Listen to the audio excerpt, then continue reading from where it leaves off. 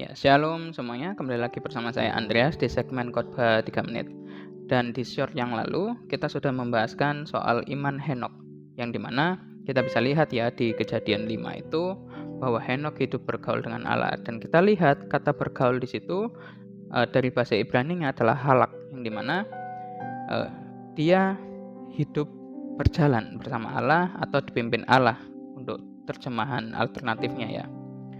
Nah, di dalam kitab Septuaginta, yang dimana kitab Ibrani itu diterjemahkan ke dalam bahasa Yunani, nah kata bergaul atau halak ini diterjemahkan dengan kata enaresteo, yang artinya adalah menyenangkan atau to be pleased gitu ya. Itulah kenapa di Ibrani 11 yang menyebutkan tentang Henokh disampaikan bahwa hidup Henokh itu menyenangkan bagi Allah. Nah, pertanyaannya, bagaimana hidup yang dipimpin oleh Allah sehingga hidup itu mampu menyenangkan Allah? Nah, pertama-tama kita bisa lihat secara praktis bahwa hidup yang menyenangkan Allah terutamanya itu harus dimulai dengan takut akan Allah, ya. Dan itu disampaikan di dalam Mazmur 25 ya. Nah, teman-teman bisa lihat atau saudara-saudara bisa lihat di situ bahwa orang yang takut akan Allah, hidupnya itu akan dipimpin oleh Allah, dan Allah akan menunjukkan jalan mana yang harus dipilihnya. Nah, hidup yang dipimpin oleh Allah, banyak orang memiliki pengertian bahwa orang itu pasti penuh dengan Roh Kudus atau dipimpin oleh Roh Allah.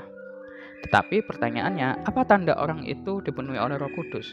Nah, pengertian banyak orang secara umum bahwa orang yang dipenuhi oleh Roh Kudus itu pasti orang itu dapat berbahasa roh. Nah, di dalam Alkitab, orang yang dipenuhi Roh Kudus ya dan bahasa roh itu tidak selalu berjalan bersama begitu.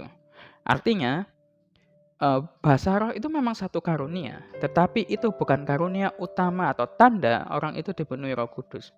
Apalagi di zaman sekarang ya. Bahasa roh itu dipelajari.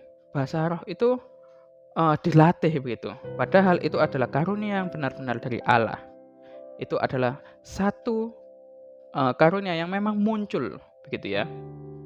Nah, menjadi pertanyaannya adalah, apakah bahasa roh yang kita dengar selama ini itu memang bahasa roh dari Allah atau bahasa buatan begitu? Nah, kita akan coba lihat lebih jauh begitu bagaimana bahasa roh. Oke? Shalom, sampai jumpa.